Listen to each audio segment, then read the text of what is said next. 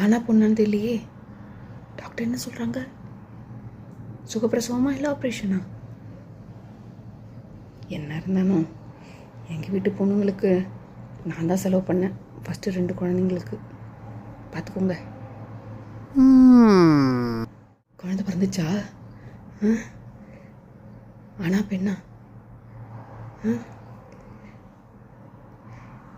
இங்கே என்னது வெயிட்டு கம்மியாக இருக்கா?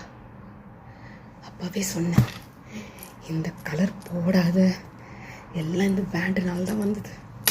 Oh my god.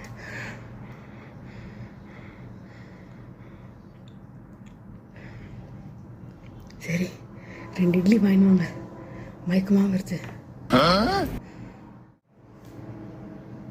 குழந்தை பிறந்துச்சு.